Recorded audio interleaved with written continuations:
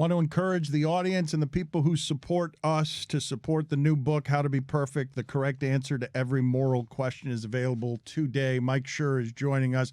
He's written the book, and I don't mean to be paternal, and I'm sorry if it sounds this way, but I am legitimately proud that this man with so much going on in his life decided to tackle this project because the pandemic and some of the selfishness in the world bothered him so much that he decided to write a book about every philosopher throughout time, how they would answer every question. It's a philosophy book. It's a degree of difficulty book. It's got comedy in it, and I encourage you to buy it because it's available today. He also does for Meadowlark Media, the podcast with Joe Posnanski, and it's great.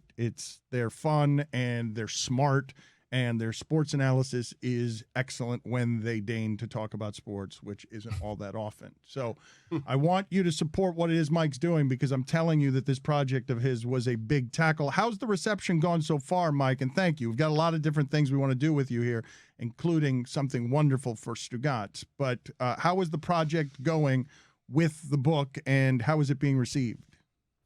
First of all, thank you, Dad. That was very nice of you to say that you're proud of me. It's going well. I mean, I don't know. We'll see in a week or so, I guess, if people bought it and liked it. But it was a labor of love. It came out of making the show The Good Place and thinking about this stuff and talking about it with some very smart and funny people for the better part of 6 years. And it was sort of like my exit interview from writing that show. It was like, here's everything I learned, and I'm going to try to present it in a way that people can actually enjoy instead of the original philosophy books, which are usually dense and opaque and unreadable. So I'm proud of it. I'm happy that I did it. It was not easy to do, although it did give me something to focus on during the pandemic when I was locked in my house. But you say labor of love. It was also a labor born of fear and horror, correct? You're decent about these things, but what is happening in this country is like you don't get more appalled than you get when you worry about the threats to democracy all around us. That's true, although I started writing it before the pandemic, before a lot of this stuff had happened. So it was a combo platter. It was like, I think this stuff is really important every day. And then also recently, especially in this country, some things have happened that have made it even more important. I tried not to make the book political or about the pandemic, although it would have been kind of easy to do that. It's really just about like looking around and trying to figure out maybe how we can all be like 1% better. It's the Moneyball approach to morality, I guess. It's like, let's just try to get like 1 or 2% better in a bunch of different arenas in our lives. And then a rising tide will lift all boats. That's the basic idea. So leftist liberal hackery. That's right. Yeah. I mean, that's, we assume that from me, right? That's a given. Hollywood elite. Hollywood elitist, leftist, socialist, whatever. Sure. Go ahead. Okay. So we're asking you to support the people who support us. And this podcast is climbing because it is a lot of fun. And he has smart people around that he has fun with. And this guy, we like to have fun here. This guy is somebody who has been doing comedy for a generation of people across Saturday Night Live, Good Place, and Brooklyn Nine-Nine, Parks and Rec. So with that as your introduction, Stugotz, do you know what's coming up here? Because one of the best moments we've had in the last year is when Mike Schur, during Freedom, did a ripoff of you, a copycat, an homage of just Stugotz's weekend observation. It was incredible. I was honored. I have thanked Mike a couple of times via text, but I have no idea what's about to happen. Mike, do you want... by the way, it was a Suey award-winning performance. Yes. You know. Wow, congrats. Congratulations. Boy, yes. And so what do you want to tell Stugotz? Because he does not know. We have teased him today saying we've got something delightful going on because that's as happy as I've seen him in a year. When you were doing, during Freedom, a great comedy writer was basically doing a ripoff of Stugotz. He was joyous. Yes. Well, I'm a huge fan of the show, and I listen to it. I listen to some part of it essentially every day. I've been listening to it every day in the new year in 2022, and I have made some observations here in January. So if you're interested, I can give you my January observation. Oh, we are so interested. Wow. But first, before you do it, we would like to show you what real comedy looks like. Okay, Greg Cody is ready. And now it is time to take a trip down memory lane. Here's your guide, Greg Cody, with Back in My Day. Honor. Back in my day, you kept your word. You paid your debts. It truly was as simple as that. Values were ingrained. You took your lunch pail to work every day. You kept the water bowl full for the old bloodhound on Grandpa's porch. And if you made a promise, you kept it. Nowadays, truth has been parsed. What is the truth? Where did it go? Since when was what's true open to debate?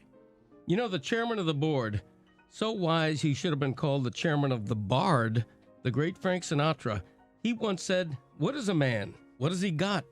If not himself, then he has not." I was lucky enough to speak with Frank about that before his passing. Asked him what it meant. He told me, "Gee, a man is two things, either or, but not both. He can be counted on to keep his word every time, no matter what, or he loses himself, becomes weightless by degrees, and in time disappears, inconsequential as a dust mote." I told him, "Frankie, that's heavy. You need to turn that into a song." He said, "I might, but right now we're about to release Oops, There Goes Another Rubber Tree Plant."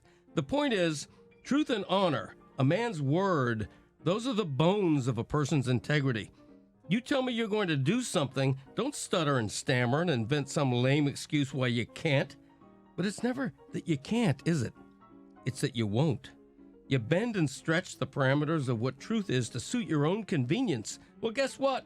Truth is not elastic. It is harder than a diamond and just as valuable. The beauty of truth and honor is that as valuable as they are, they're free. Integrity, it costs nothing. Whether you are a pauper with a cardboard sign on a street corner or a king or a golden cane, the honor that emanates from you is up to you. Wild Bill Cody always said the four most important words in life were "do the right thing," and that I'd always know what that meant when I looked in the mirror. That was back when truth was not open to debate and when a man paid his debts. I'm Greg Cody, and that's how it was back in my day. Not funny at all. Wasn't meant One to of be. your worst. First He of was all, being serious, it wasn't yeah. meant to be, and it wasn't about anybody in particular. Did you think it was about you, Mike? Because that's some You serious. said golden cane. That's There's only it. one of us here. That's serious some guilt there. If you thought it was about you, I just went over the dossier. My conscience is clear. Is I it? won the bet Is it, by though? a lot. yeah. Have you had all the mirrors removed from your house? Because that's what I've heard. That's what I've seen on the internet. I have so many mirrors in my Yeah. Okay. All right. You won't after your head is shaved. I'll tell you that. I told you he was going to disembowel you. I loved it. He came for you the With same the way soliloquy. that he came Out of here, for old man. Put your hand in a spaghetti glove. Dominique Foxworthless. You buried him. Thank you. Now for some lesser comedy. That's your opening act, Mike Thank you. Schur. Are you ready for the Tip your pressure? waitress. You hate to follow the king. You hate to follow him. I want to make sure I understand something. Greg asked Sinatra what the lyric meant. Right. Sinatra told him, and then Greg said, "You should put that in a song." Yeah. Yeah. You I get really it. Yeah. did. And he called him G. Yeah, which part of Frankie, I think, yeah. Which part of Right. that are you not understanding? I Sure. just want to get the timeline down. Like, how did he hear the lyric before it was in the song? Is my question. Well, it was, oops, there goes another rubber tree plant. Is that what you mean? That's about the no. little ant that could carry a doesn't rubber matter. tree because all the Okay, ants got this together. is what you have to Oops, follow. there goes Mike Schur, another you're rubber not going tree to be plant. able to follow him, Mike Schur. He's got Are high you- hopes, Mike. There are Oh, high yeah, expectations now on this segment. Yes. You're coming out like after the Oh, Rolling God. Let's just sing again. Stones. I hope. Two different songs. Okay, excellent Oops, work. there goes another rubber tree plant. Yeah. All right. Trailers. For sale or rental. Roof select 50 cents. I'm Greg Cody, and that's how it was back in my day. You taught us so much. People are Yeah. going to buy the shit out of Mike Schur's book after this. I wish the Greg Cody Show podcast had its own song because then I could sing it right now. Just not fair that it doesn't. What podcast was that? Oh, the Greg Cody Are Show. you complaining about your own Who is on this production? week? Yeah, it's unbelievable. Mike, I didn't mean to cut into your time. No, it's fine. Yeah, that's fantastic. Delightful. We did. We talked to a robot umpire this week on the Greg Cody Show podcast.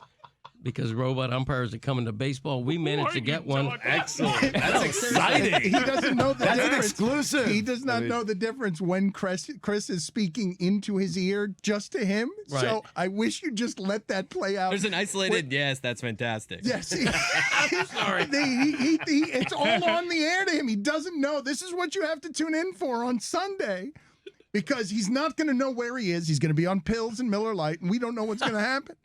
Probably not at the same time. Yeah. You don't know that. I'm bringing I some don't. great food. But the robot umpire is named R2K2, and we have a Time great now for Mike conversation with him. Schur's He's not done. January observations. It is time for Mike Schur. to share his game notes. No one in the media will tell you what happened better than my boys. Mike Schur. January Observations is brought to you by DraftKings. Lost another 6-team parlay and hoping to salvage your weekend by taking the under on Minnesota-Boston College women's ice hockey? Try DraftKings. Dan, after a solid thrashing at the hands of the Alabama Crimson Tide, it looked like all was lost. But then came a thrilling national championship game where that defeat was avenged and a title was delivered to the Peach State for the first time in 40 years. And after that decisive victory, make no mistake about it, Mike Ryan's hair is back. Hollywood supports me. Mike's hair. Mayor. Hey, Mike. The excuses and explanations to get out of shaving your head when it's clear that you're supposed to shave your head. The endless appeals and explanations and filibusters that have gone on so long, we're all annoyed and kind of just want to let you win. Mike, the Stugotz is strong in you. You're playing both sides. It's a heady play by you, my friend. No pun intended. The show would be better without Mike's mullet. Business in the front. Disaster in the back. Shave it. I'm just kidding. Never shave it, Mike. Why? Because bleep them, that's why. Hey, new Meadowlark Media drinking game. We all do a shot of tequila every time Dan LeBatard says the phrase, across decades. We will all be dead by 11 a.m. Hey, Dan, you can just say for 20 years or for the last 30 years. You've been using the phrase across decades. Across 2 decades. Chris Cody, fired by ESPN, rehired by Dan, wondering where he fits in at Meadowlark Media. And all it took for him to find his place was to royally screw up an ad read so badly that the company had no choice but to lean in and embrace the futility. Sheets and giggles, shiggles, thorough incompetence, thompetence, and yet he is by far the more talented Cody. Oh, wow. What happened there? What happened there? Chris Whittingham. Good morrow, my fine sir. Prithee, didst thou see the Arsenal-Liverpool fixture in the Carabao Cup semis? The Gunners had the run of play and were by a fair bit the better side. But the Liverpudlian swashbuckling attack proved too strong, and the Diogo Jota brace proved the difference. You're British. That's what I'm saying. Twas You're a enthralling. British person. A person. Now, please don't tell Dan that we recently had a lengthy text exchange about international test cricket. It's true. Witty. I recently listened to a local hour and heard David Sampson take a bold and brave stance in favor of coaches hitting their players on the head. You rarely hear the pro side of that argument. So I salute you, David Sampson, for standing up for what you believe in, which in this case was that coaches should be allowed to hit their players on the head. You know what the I in David stands for, Dan? It stands for I think it's fine when coaches hit their players on the head. David Sampson appearing in a documentary about Woody Hayes. Collision Course. That's right. I just dropped a Woody Hayes reference. Cody loved it. I did. Because he's been the standard for coaches punching players on the head Across decades. across 5 decades. That's right, Dan. Great job by you. Jessica Smetana, the only person in the world whose top 3 sports interests are the Pittsburgh Steelers, the Notre Dame Fighting Irish, and someone named Lewis Hamilton. And before you tell me that Lewis Hamilton is actually the biggest sports star in the world, because actually Formula One is actually the biggest actual sport in the world, I don't care. Formula One. Blah, blah, blah. Max Verstappen. Blah, blah, blah. You know what, Max Verstappen? Do it at the Aramco Gran Premio de España in Barcelona.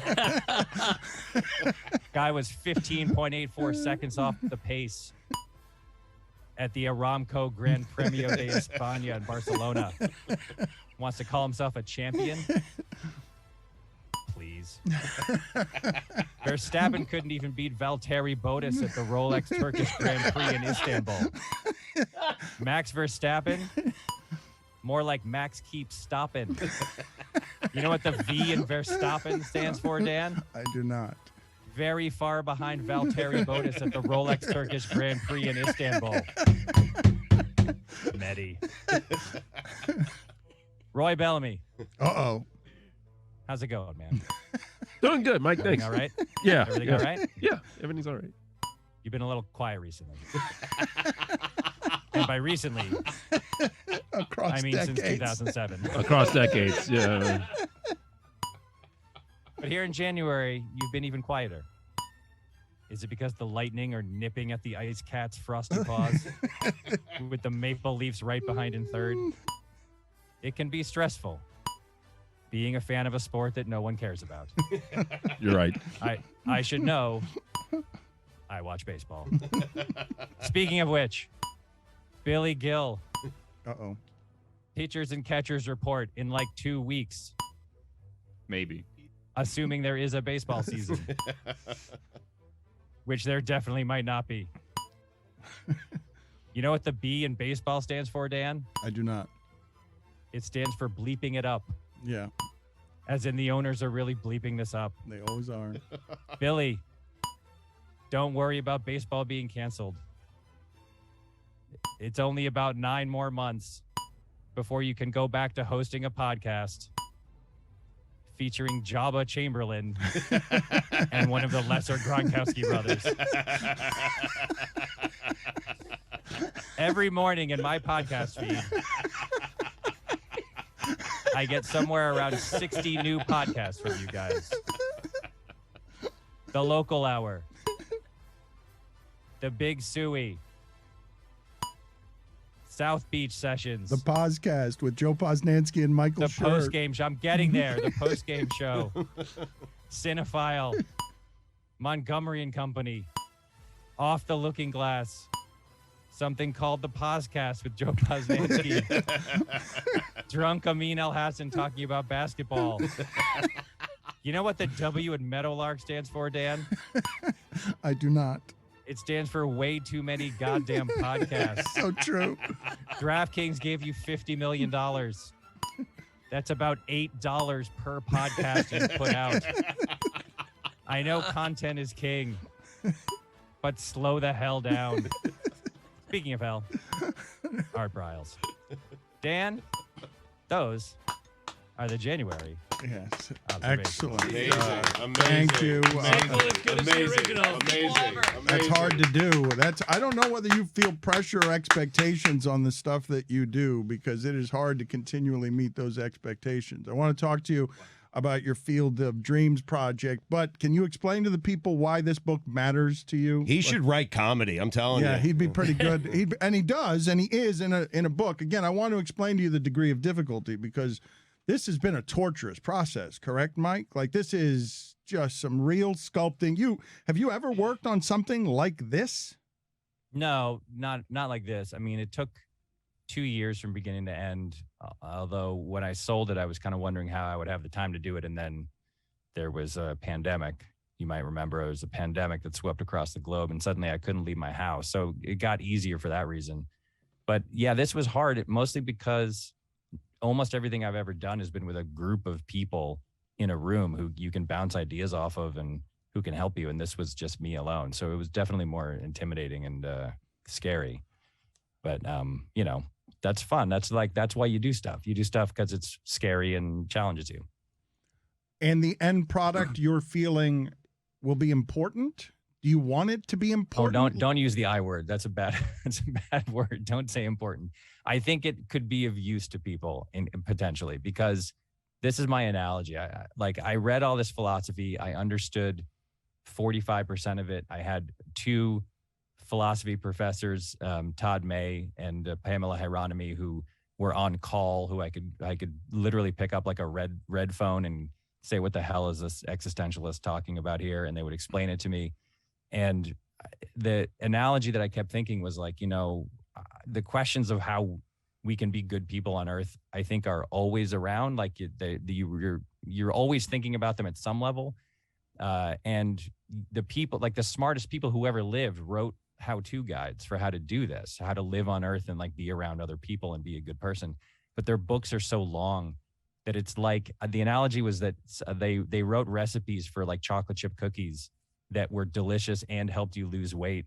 And their recipes were 600 pages long and written in German, and no one wanted to read them. So I felt like it could be of some use to people to try to say, like, I'm going to read all this stuff and have very smart people explain it to me. And then I'm going to try to like conversationally talk about it in a way that anybody can understand. That was the idea. So important is a bad word, but possibly of some use to people is my goal here. Philosophy for Stugotz. Cliff notes here. Stugotz, you don't have to do all the work on being a moral person. Here's a handbook. I prefer not doing any of the work. Yeah. That's fair. And we know that about you, and that's why we love you. But for the rest of us, there's a chance that you can get something out of this, because it tries to boil down all of these complicated theories into ways that you can understand and possibly use in your real life.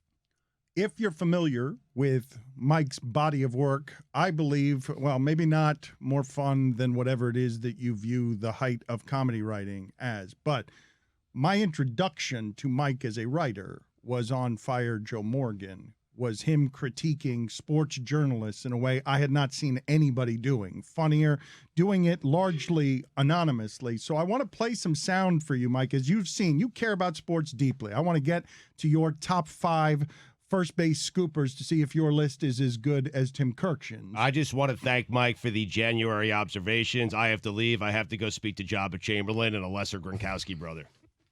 Okay.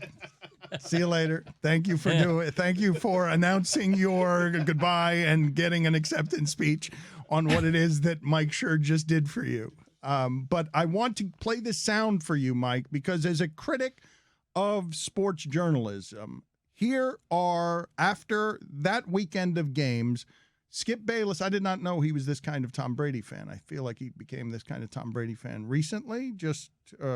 He's very loud. Across decades. And very hurt. And so here's the back and forth after Tom Brady loses.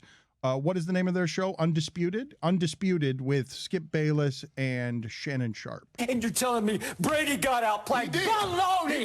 It's the biggest bunch of baloney you've ever spewed. Matthew Stafford. Guess what Matthew Stafford had in the second half? It's my turn. Stop it. It is my turn because Matthew Stafford. Oh, that's really funny. Yes! Matthew You still Stafford, lost, Skip. He timeout. lost. You know what? I think it's my turn. You know, I let you spew all your baloney to start the show. I didn't say a freaking word. It's over, Skip. He Okay, lost. here we go. It is my turn. He still lost. Your thoughts, Mike? Well, I mean, he raised some good points. Cogent and thoughtful points. There's a lot to unpack there. I mean, it would take hours to really get into all of those arguments. Statistically, obviously, there's a lot to chew on. I like that the show is called Undisputed. I think that's what I'd really take away from that, because the entire premise of the show is that everything is disputed as loudly as possible. But yeah, no, listen, that's great TV. That's where we are now. And so when you talk about Fire Joe Morgan and the attempt to make corrective measures in the way that we talk about sports, it's clear that I'm a failure. And thank you for pointing that out. Well, there's so many people at the trough, and you were one of the first sort of looking at mainstream media and deconstructing it in sports analysis as you learned, as a Moneyball guy and someone who cares about baseball and Bill James abstracts. Was that Shannon just clapping in his face? Yes, Is that what laughing. Was it was because he'd gotten him mad or hurt, or yes, that's all that was happening there. Play that sound again. So Skip, you can hear Skip Bayless say 4 or 5 times, you had your chance to speak. And yes, this is just Shannon enjoying you mad, bro. And you're telling me Brady got outplayed? Baloney! He did got outplayed. It's the biggest bunch of baloney you've ever spewed. Matthew Stafford. Guess what Matthew Stafford had in the second half? It's my turn. Stop it. It is my turn because Matthew Stafford. Oh, that's really funny. Yes! Matthew You still lost, Skip. He lost. You know what? I think it's my turn. Oh, I let you spew all your baloney to start the show. I didn't say a freaking word. It's over, Skip. He Okay, lost. here we go. It is my turn. He still lost. It's just so great. I believe that I've had a lot of significant others who think that all of sports entertainment is that. Why is everyone shouting? Well, it kind of is, right? That's the problem. Like there's so much of it is that. And Fire Joe Morgan happened before that whole, like the only thing that was on, PTI was on, but they never did that. Like they never clapped in each other's faces like that. It's gotten worse and worse. I mean, I guess the problem here is that you like saying Matthew Stafford outplayed Brady in the first half and Brady outplayed Stafford in the second half isn't that interesting. So what is interesting is 2 grown men screaming at each other, I guess. I don't know. It's just so depressing. That just makes me depressed. Like that's just that's like a very sad audio clip. That should be like black and white footage of like a desolate landscape somewhere in Scandinavia. You should play that audio over it. But it is black and white footage. Well played, sir. But I mean, that's what they're doing. It's just 2 guys. Like, imagine that. Do you think that 70-year-old man cares that a 44-year-old man lost in football on Sunday? Do you think he cares like that? Who knows what he cares about anymore? That's the problem. Like, you don't actually know. None of it seems genuine or authentic. It's just trolling. It's just like how many I look when Skip Bayless tweets things.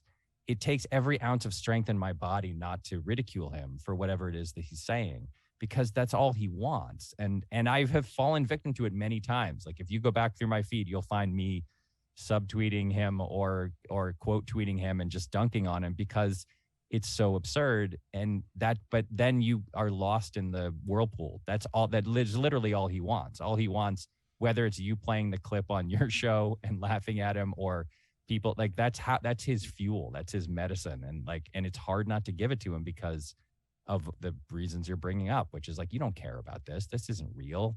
You want to point that out, but he doesn't care because a hate click is the same as a like click. All of that said, you actually do care about the top 5 first base scoopers of all time. If I don't know, how would you explain? I've tried to explain the audience, and I think I've failed. Your conversations with Tim Kirkshin, from your side of the conversation, I can't explain to the audience how deeply you 2 geek out on all things baseball. Yeah, well, the conversations, it should be noted, happen because I'm talking to you and then I say something about baseball and then you say, hang on a second, disappear. And when you come back, Tim Kirkshin has been patched into the conversation against his will. The last time he was like walking his dog I think, or maybe spending time with his grandkids, and you just forced him to talk to me about baseball for 40 minutes. So, Well, wait, no, I forced him to talk baseball with you for 1 minute. You then got started and did for 40 minutes because you two can't stop when you start. You're blaming the victim. You're blaming the victim here. I did not request to talk to Tim Kirchin. You forced Tim Kirchin to talk to me. And by the way, it was delightful, and I'm glad you did it. But yeah, there are a few people in the world that I think of as a rock star. And most of them are not rock stars. But Tim Kirchin is one of those people. Like Tim Kirchin, for me, is what I imagine Frank Sinatra is for Greg Cody, or Mick Jagger is for my dad or something. So it has been a real pleasure and honor to be able to geek out with him about baseball for a couple 40-minute chunks. Let's see how comparable their lists are. Mike, what are you guessing here? Are you guessing that Mike Schur and Tim Kirchin have comparable lists? We'll have a lot of duplicates here? Yeah, like-minded individuals, those two. I bet Kirchin's list is older than mine because I'm guessing he's going back to the 50s and 60s and stuff. But you want my top 5? So should we get his top 5, and then if he has any of the same, we'll say it? Yes, let's do this here. Would you like to hear Tim Kirchin's top 5, or would you like to just go? No, let me hear it. I wrote mine down. I'm not going to change. But I'm curious what his are. Number 5, Mike Squires.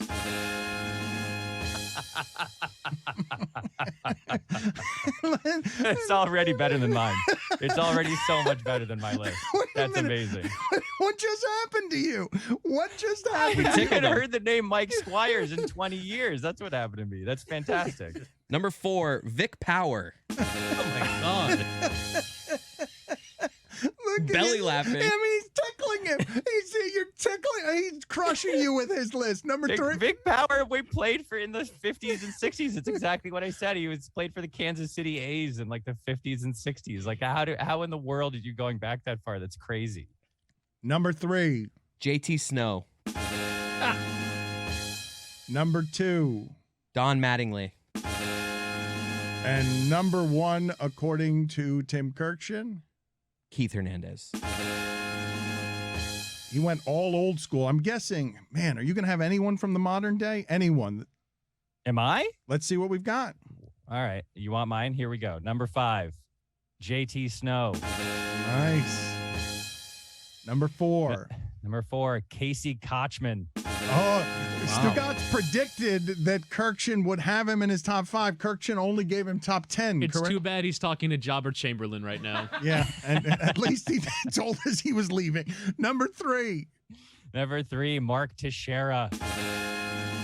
Wow. High praise for Teixeira. Number 2. Number 2, Doug Mankiewicz. That's a good one. We thought Stugotz's list might be better than Kirchin's. It's a little bit Stugotz in everyone. It sounds like Stugotz came closer to the list than Kirchin did. Number 1, Mike Schur. Number 1, it pains me to say it, Keith Hernandez. They both said it. Wow, they agreed. 10 straight gold gloves we looked up yesterday. They both agreed. Yeah. It has been determined. Keith Hernandez, the greatest scooper in first base history. Would you describe him? Let me say this though. Keith Hernandez did this really annoying thing because I hated the Mets. I hated the Mets more than the Yankees in the 80s because of 86. But Keith Hernandez would do this annoying thing when one of his infielders would make a fairly routine play, and after Hernandez made the out, he would point at the infielder like, "Nice play," and it was like a 2-hopper to short, and it used to drive me nuts. Had to get that off my chest. Would you describe him as a hard-charging first baseman? I mean, I think every team needs a hard-charging first baseman. Amen. Yeah. Do you have a top 5 hard-charging first baseman? You can find out things like that. I will request this on behalf of the audience, Joe Posnanski and Mike Schur, on another one of the interminable Meadowlark podcasts. You can find them breaking that down. I want a top 5 list of hard-charging first basemen. Before we get to that, though, Mike, how much are you sweating Hall of Fame release day? I'm sweating it a lot. Ortiz is at like 84.5%, and the unknown ballots based on Ryan Thibodeau's tracker often are harder and harsher on suspected PED users than the known ballots. So I think it's going to be razor thin, but I think he's going to make it. I think he's going to make it, and it's going to be close. But I care about that more than the release of my book. No joke. That's the thing today that is occupying most of my mental energy. And tell me everything that you want to happen and what's going to piss you off and what needs to happen on the day that your book is being sold that you care whether or not these people get into the Hall of Fame or not. Well, I care about Ortiz because he's probably my favorite player of all time. And because I think that if the point of the Hall of Fame is to tell the story of baseball, I don't think you can tell the story of baseball from 2003 to the present without David Ortiz. The weird question, of course, is that it's Clemens and Bonds' 10th time on the ballot. Same with Schilling. You can certainly make the argument you can't tell that story of baseball without them either. And I don't think any of them is getting in. Schilling almost certainly isn't. He's lost votes compared to last time. Bonds and Clemens are right at the line. But again, the unknown ballots are often tougher on them than the known ones. So I think we're going to end up in this really weird place where probably the greatest hitter of all time and probably the greatest pitcher of all time, neither one of them is in the Hall of Fame. That doesn't make any sense. Like someone needs to step in at some point and say, like, here's how we're doing this now. Like we cannot just pretend this didn't happen. We can't pretend this era wasn't real. We can't keep all these guys out of the Hall of Fame.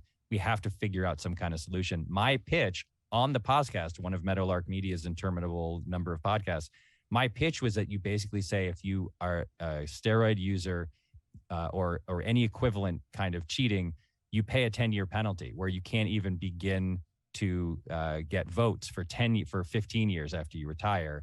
And then the voters are not allowed to take it into consideration. I don't know if that's the right solution, but that is a solution. And someone somewhere needs to come up with a solution, because otherwise we're going to be in a situation where the museum that's about celebrating baseball won't have like 10 of the greatest players of all time. And it doesn't make any sense. Do you think steroid-tainted guys like Clemens and Bonds should eventually make the Hall of Fame?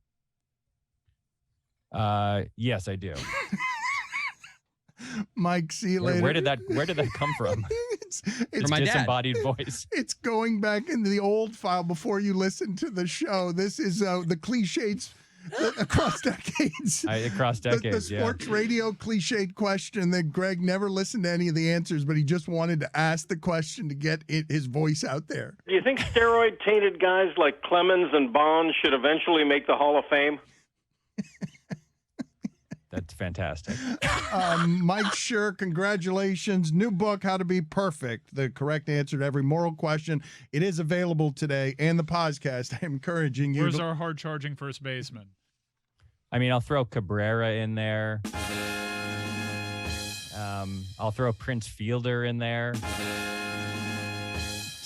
Teixeira was a pretty big dude. I'll throw Teixeira in there. Steve Balboni. So Balboni's great. Oh, does Greg Luzinski count, or is he more of a DH? More of a DH outfielder and terrible at outfield. Well, I'll throw him in there anyway. Balboni's good. Who am I missing? How about you know what? Fred McGriff. Skinnier, but hard charge. Prime dog. Mo Vaughn. Mo Vaughn's a hard charger. Mo Vaughn. Yeah, I missed Mo Vaughn. Shoot. All right. Hank Greenberg. Hank Greenberg. Right. Hard charging first baseman. I mean, he's a Hall of Famer. I mean, and I'm a Hall of Fame voter. When I say Hank Greenberg, it means something. You are. Who did you vote for, incidentally? Because Mike Schur says something should be done about this, and I was thinking to myself, I wish I had a vote. You know what? Mike had a good idea about the 10-year penalty. I also have an idea that I've floated, Mike, and this is serious. I'm curious what you think of it. I think that you don't ignore the guys like Bonds, Clemens, and I include Pete Rose in this conversation. But when you vote them in on their bronze plaque for all time, there's a line there that explains why it took them a while to get in, what their imperfection was, what the scandal was, the shadow. What do you think of that idea? I've heard that idea from a couple people. I think it's something, and it might be the right answer because, again, it's supposed to be a sort of nonpartisan museum that just sort of explains history. It does seem a little odd or something to have it memorialized on their plaque, although it also seems odd not to. I don't know. I mean, it's a mess, but that's why these are the kinds of things that friend of the podcast, Rob Manfred, should really be doing, right? Is like, someone should be saying, like, here's how we're going to handle this. And the problem has been no one has ever had that conversation. They just all closed their eyes. Selig and Manfred have closed their eyes everybody's closed their eyes and just pretended it didn't happen, and then they're waiting for it to go away. It's never going away. We're going to be talking about this forever until they figure it out. Ortiz used, right? I don't think he did, Dan, you jerk. I don't think he did. I mean, he used something that got where he popped up on that allegedly anonymous 2003 test, but like you can't hold that against him. It was illegally leaked, and no one ever knew what he was even charged with. And then he played from 2003 to whatever it was, 2017, and was part of the testing regimen that was instituted because of those anonymous tests, and he never tested positive. So did he? I don't know. Maybe he did, maybe he didn't, but they at least had a process in place for testing guys, and he was tested God knows how many times, and he didn't test positive. So if he used stuff, well, then he used stuff, but he actually lived in the era and played in the era where they were actively testing guys all the time. He never tested positive. That's all you can kind of do, I think, to determine whether somebody used or not. He was on the Mitchell report, and I also thought the thing around him, and I don't know how you do this because Randy Johnson, Guillermo Mota, there are body types out there that you cannot say this about, but Ortiz's numbers post 30 years old are something that you don't see. Like Paul O'Neill, very few hitters get better after 30. Yeah, and like, is it suspicious? Of course it's suspicious. Every guy who played in that era who had a career like that, I mean, not like that, but a sustained career. Well, I mean, one of his best offensive seasons was his last season. His last season, he was 41 or whatever and had an incredible year. So you can be suspicious all you want, but if a guy played in an era where they had an actual testing policy with actual punishments in place and he didn't test positive, then you just kind of have to do that. It's not, you can't punish it. You can't test a guy, have him test negative and still punish him for it. Doesn't make any sense. Good talking to you, Mike, and congratulations. Really am happy for you. This is a very fulfilling thing to have your book out there and have them consume something you've worked so hard on. So happy for you today. Thank you, buddy. Good to talk to y'all.